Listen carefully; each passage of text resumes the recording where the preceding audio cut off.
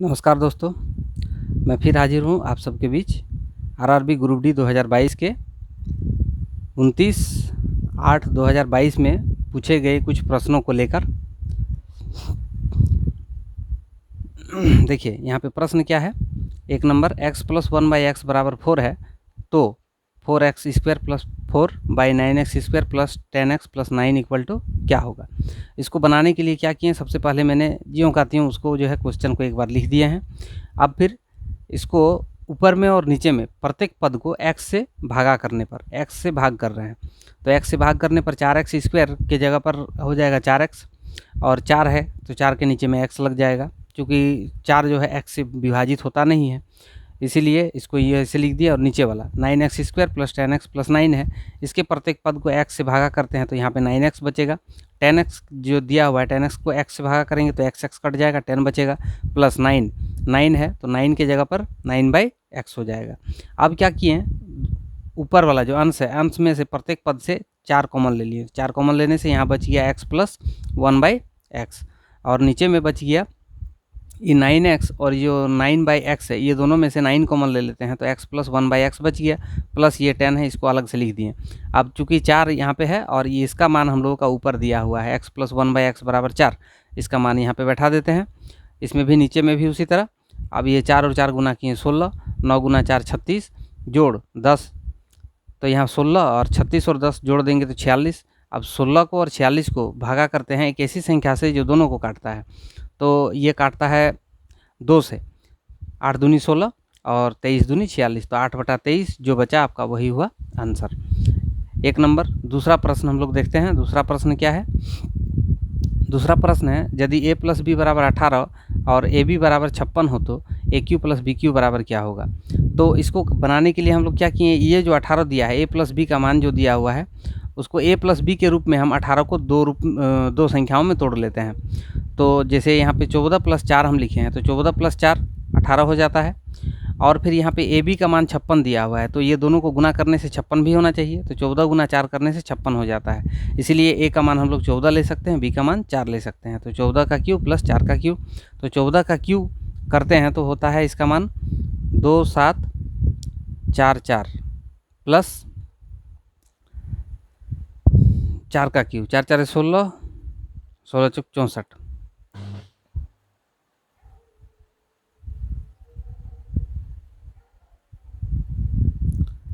अब ये दोनों को जोड़ देते हैं, 4 × 4 = 8, 6 × 4 = 10, 7 × 1 = 8, 2, ये हो जाएगा आपका आंसर।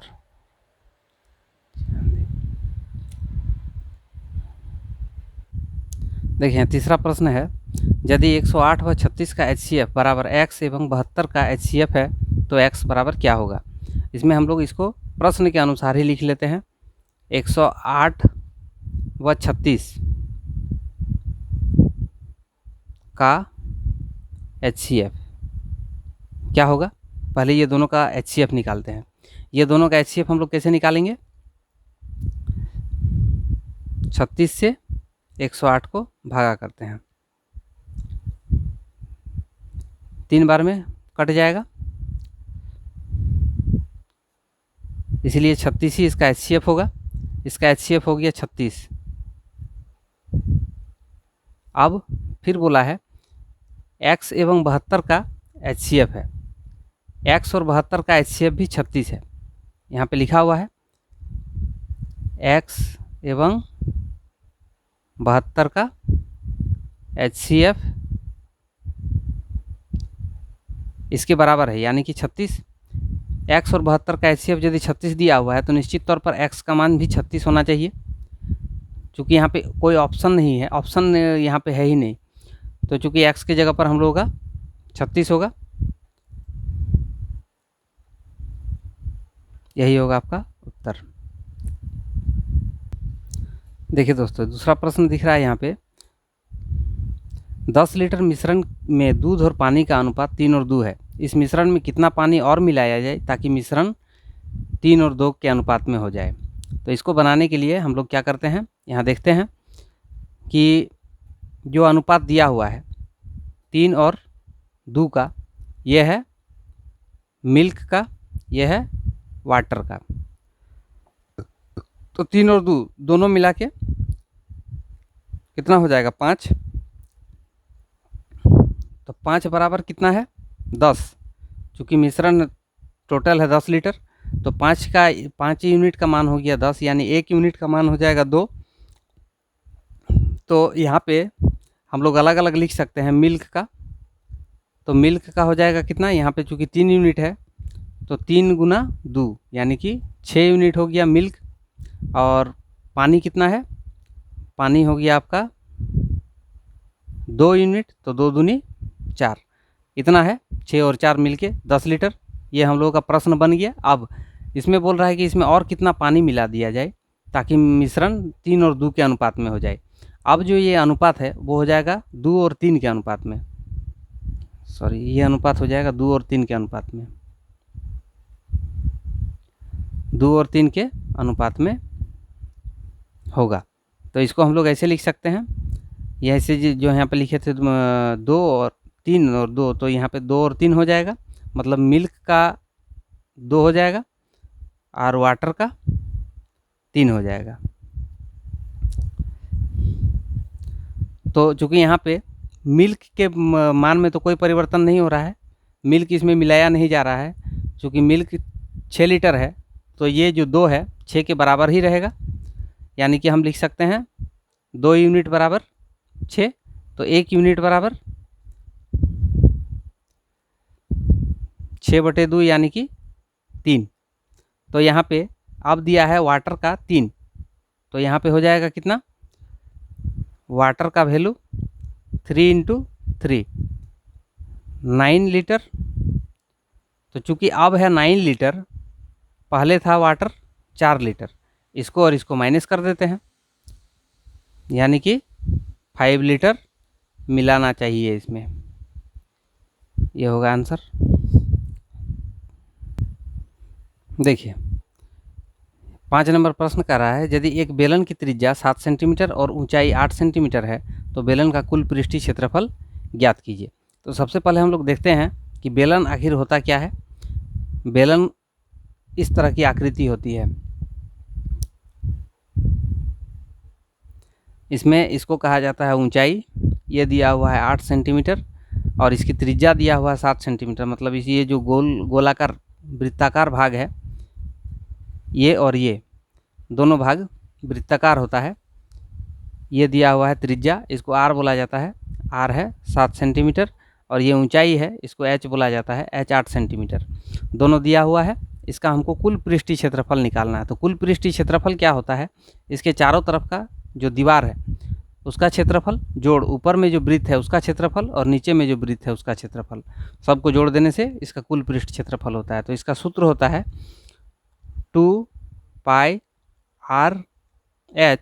+ 2πr²। ये 2πrh हो गया इसके चारों तरफ के दीवार का क्षेत्रफल, और ये 2πr² मतलब एक ऊपर एक नीचे दोनों सतह पर जो है इसका एक एक वृत्त है, इसलिए दोनों वृत्त का क्षेत्रफल का योग। तो इसमें से अगर हम 2πr कॉमन ले लेते हैं तो h + r बचता है। अब इसमें हम लोग मान बैठा देते हैं, 2π का मान हो गया 22/7, r का मान हो गया 7, h का मान हो गया 8 और r का मान हो गया 7, 7 7 कट गया, ये हो गया 44 गुना 8 7 15, 15 चौके 60,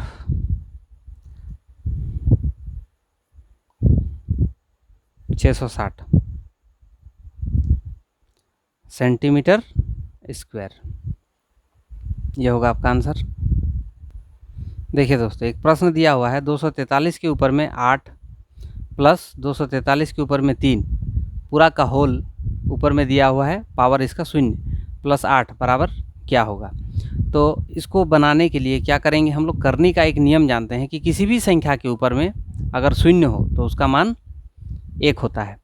तो ये पूरा जो वैल्यू दिया हुआ है, इस पूरा वैल्यू में क्या दिया हुआ है उससे हमको कुछ फ़र्क नहीं पड़ता है, चूँकि इसके ऊपर में 0 दिया हुआ है तो इसका मान हो जाएगा 1 प्लस यहाँ पे है 8, तो 8 और 1 9, इसका आंसर हो जाएगा।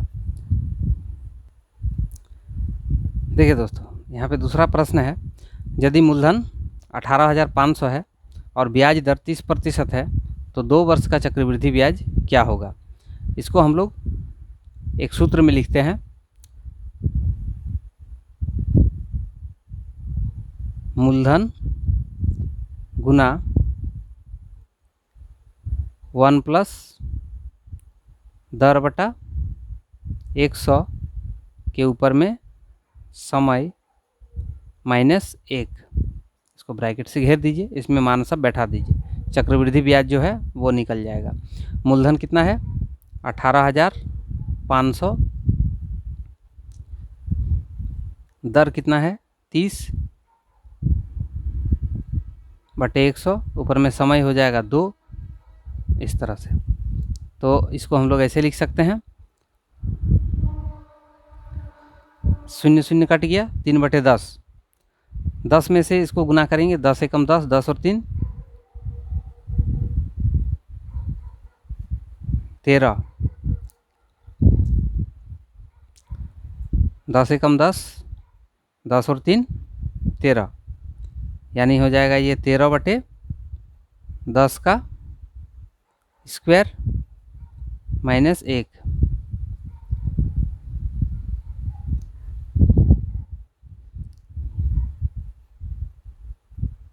तेरह 169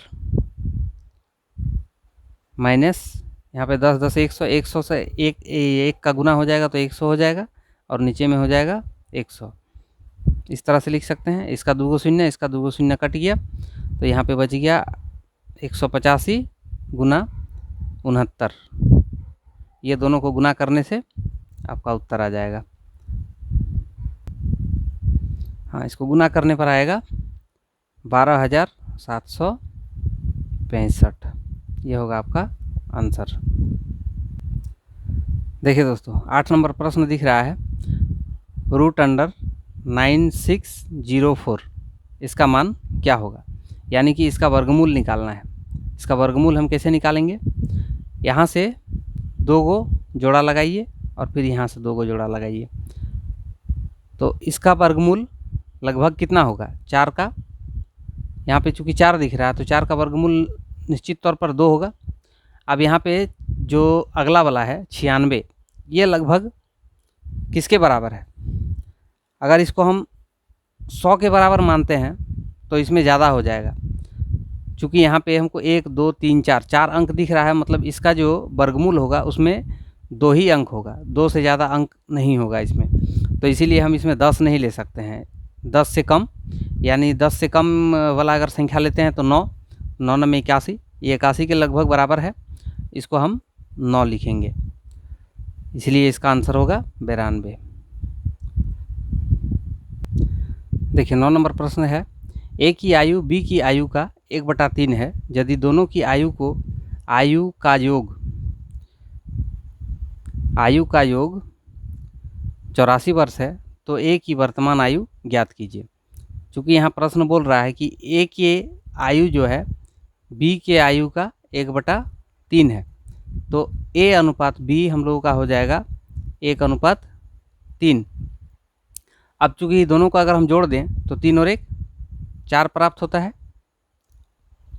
तो 4 किसके बराबर है, 4 यूनिट बराबर है 84 का। यहाँ प्रश्न कह रहा है दोनों की आयु का योगफल 84 वर्ष है, तो एक यूनिट का मान कितना हो जाएगा 84/4, 4 से इसको काटेंगे तो 21, क्योंकि 1 यूनिट का मान 21 आया, यहाँ पे ए का 1 यूनिट है तो 1 यूनिट का मान 21 है, अतः ए की वर्तमान आयु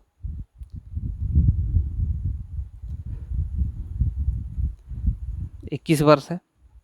यही होगा आपका आंसर। देखिए दोस्तों, एक प्रश्न दिख रहा है 10 नंबर में, 7 पुरुष एक काम को 12 दिन में करता है, 5 दिन बाद 3 पुरुष चले गए, शेष काम कितने दिन में होगा। यहाँ हम लोग क्या करते हैं, सबसे पहले लिखते हैं 7 मैन काम को करता है 12 दिन में, यानी 12 डेज, तो एक मैन अगर इसी काम को करेगा तो कितना दिन में करेगा, 12 गुना 7 दिन, यानी 84 डेज में। तो यहाँ चूँकि हमको दिख रहा है कि 3 पुरुष काम छोड़कर चले गए, तो बचा 4 पुरुष, तो 4 पुरुष के लिए हम लोग लिख लेते हैं 4 आदमी इस काम को कितना दिन में कर पाएगा, 4 आदमी इस काम को करेगा 84/4, 4 दूनी 8 यानी 21 दिन में करेगा, 21 डेज में।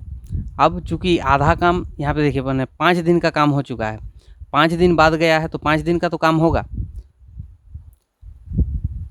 इसका 7 आदमी का 1 दिन का काम, 7 मैन का 1 दिन का काम,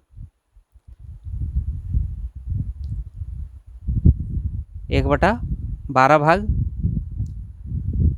तो 5 दिन का काम कितना हो जाएगा, 5/12 भाग।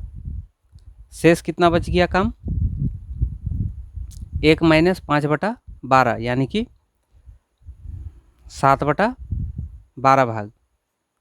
इतना भाग काम बचा है, जिसको कौन करेगा, 4 गो आदमी करेगा। तो 4 गो आदमी का 1 दिन का काम कितना होगा, 1/21 भाग।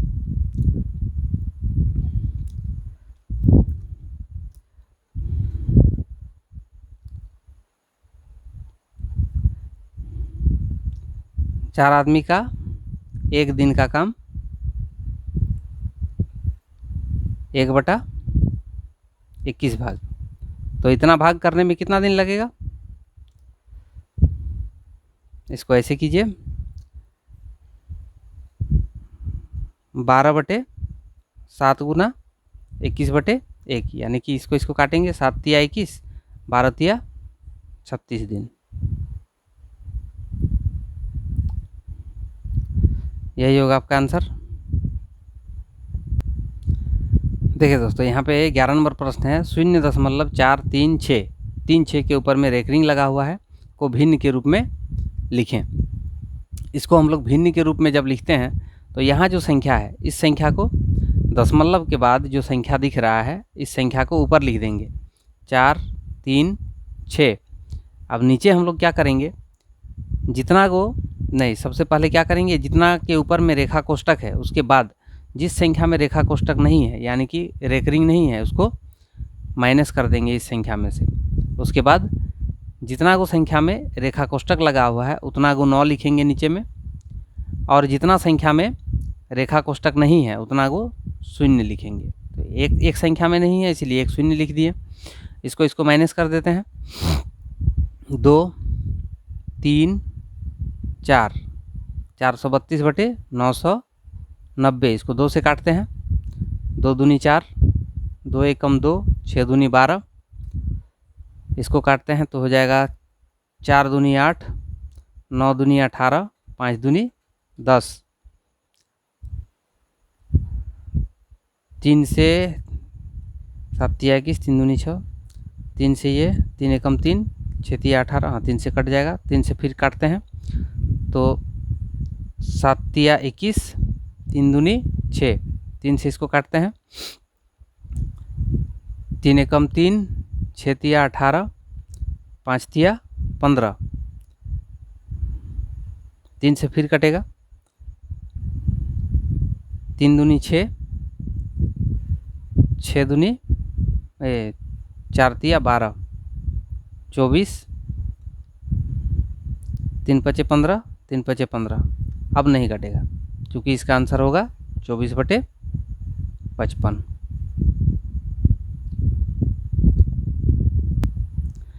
देखिए दोस्तों, इसमें प्रश्न में पूछ रहा है 12 नंबर में 23, 27, 38, 42, 27, 58, 59, 71 और 45 में बहुलक बताइए। बहुलक क्या होता है, जिस संख्या का प्रयोग, जिस नंबर का प्रयोग सबसे अधिक बार किया गया है इस श्रेणी में, उसी संख्या को हम बहुलक कहते हैं। तो यहाँ पे देखते हैं 23 तो एक बार ही है, 27 एक बार है, 2 बार है, और बाकी ऐसा भी कोई अंक नहीं या संख्या नहीं दिख रहा है जो कि 1 से अधिक बार है। तो इसीलिए इसमें चूँकि 27 का 2 बार प्रयोग किया गया है, 27 सबसे अधिक बार प्रयोग हुआ है, इसीलिए बहुलक होगा इसका 27।